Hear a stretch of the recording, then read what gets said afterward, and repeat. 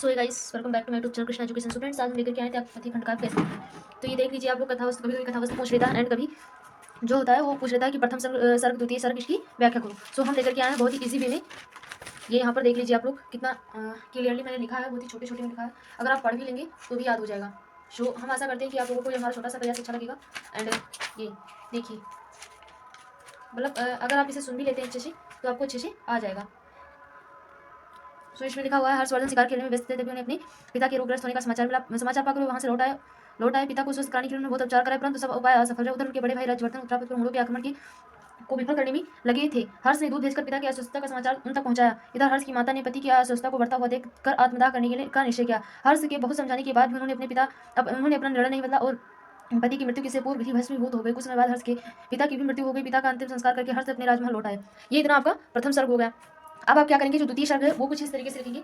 देखिए, ये है द्वितीय सर्ग आपका। द्वितीय सर्ग देखो बहुत ही छोटा, इसे भी लिखा है, पिता की अस्वस्थता का समाचार सुनकर राजवर्धन भी वापस लौट आए, किंतु माता की मृत्यु के दुखद समाचार को सुनकर उन्होंने बैराग्य धारण करने का निश्चय किया। हर्ष ने उन्हें बहुत समझाया कि वह हर्ष अकेले रह जाएंगे। दोनों भाइयों में यह वार्तालाप चल ही रहा था कि मालवा द्वारा राजश्री छोटी बहन को बंदी बनाने और पति गृहवर्मन को मार डालने का समाचार मिला। राजवर्धन, एक मिनट। राजवर्धन ने बैरागी भाव बोलकर कनौज की ओर प्रस्थान किया। वहां पहुंचकर उन्होंने गौड़ नरेश को पराजित किया, परंतु लौटते समय मार्ग में धोखे से उनकी हत्या कर दी गई। हर्षवर्धन को जब यह सूचना मिली कि राजवर्धन का वध कर दिया गया है तो विशाल सेना लेकर उसे लड़ने के लिए चल पड़े। तभी सेनापति भांड से उन्हें अपनी बहन से उनके वन में जाने का समाचार मिला। यह समाचार पाकर हर्ष अपनी बहन से को खोजने के लिए वन की ओर चल पड़े।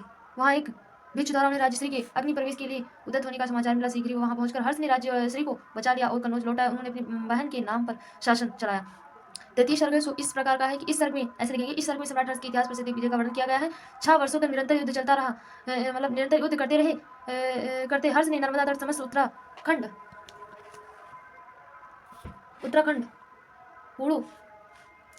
को जीत लिया। गोंड, उत्कल आदि पूर्वांचल के सभी देश उसके अधीन हो गए। पवन, मूढ़ों और अन्य विदेशी शत्रुओं का विनाश करके था देश को अखंड और शक्तिशाली बनाकर शांति स्थापित करना चाहता था। उन्होंने बहन के प्रेम के कारण थानेश्वर के स्थान पर कन्नौज को अपना विशाल साम्राज्य की राजधानी बनाया। उनके राज्य में प्रजा सुखी थी तथा हर्ष संस्कृति तथा धर्म संस्कृति और कला की भी पर्याप्त उन्नति हो रही थी। सो ये आपका रहा तृतीय सर्ग। अब दो सर्ग आपके और बचे हुए हैं, देख लीजिए कितने इजी में।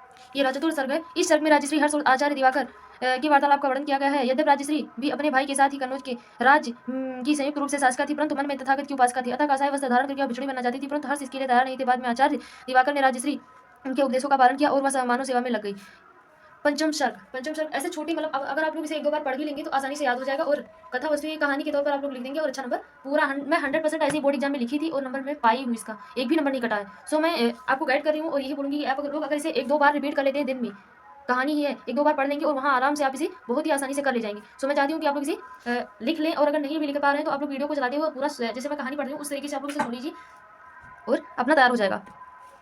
अब पांचवा सर्ग है। इस सर्ग में हर्ष के त्यागी और व्रती जीवन का वर्णन किया जाता है। हर्ष ने प्रयाग में त्याग व्रत का महोत्सव मनाने का निश्चय किया। उन्होंने देश के सभी व्रत का महोत्सव मनाने का निश्चय किया और उन्होंने देश के सभी ब्राह्मणों, भिक्षुओं, धार्मिक व्यक्तियों आदि को प्रयाग के लिए निमंत्रण दिया और संपूर्ण संचित कोष दान करने की घोषणा की। प्रतिवर्ष माघ के महीने में त्रिवेणी तट पर विशाल मेला लगता था। इस अवसर पर प्रति 5वें वर्ष हर्षवर्धन अपना सर्वस्व दान कर देते थे तथा अपनी बहन राजश्री से मांग कर वस्त्र धारण करते थे। इस प्रकार वे एक साधारण व्यक्ति के रूप में अपना राजधानी वापस लौट आते थे। इस प्रकार वे लौट आते थे,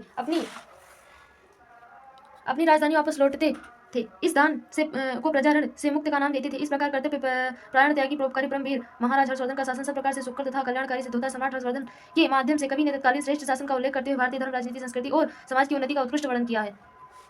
तो इतना आपका हो गया और उसके बाद में जो चरित्र आता है तो चरित्र अगले वीडियो में हम आपको प्रोवाइड कर देंगे। जो इतना अगर आप लोग तैयार करेंगे तो मैं 100% श्योर बोल सकती हूँ कि आपके हिंदी के एग्जाम में आप लोग इस क्वेश्चन को जरूर देखेंगे। और यानी श्योर है कि अगर आप लोग इसे सुन भी लेते हैं और एक 2-3 बार सुन लेंगे तो ये पक्का रिपीट करने की कोई जरूरत नहीं। आप वहाँ जाएंगे और जैसे मैंने बोला कि हाँ बहुत लोग बोलेंगे सुन के कैसे याद हो जाएगा, तो ऐसा नहीं है।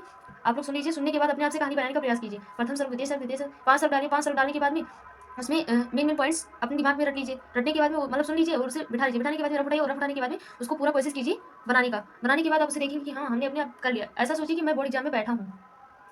ऐसे सोचेंगे तो आप लोगों का एकदम से और बोल सकती हूँ कि ये कहानी बिल्कुल तैयार हो जाएगी और आप अपने बोर्ड एग्जाम में बेहतर करेंगे। सो मिलते हैं नेक्स्ट वीडियो में। तब तक के लिए thank you watching for this video. Best of luck.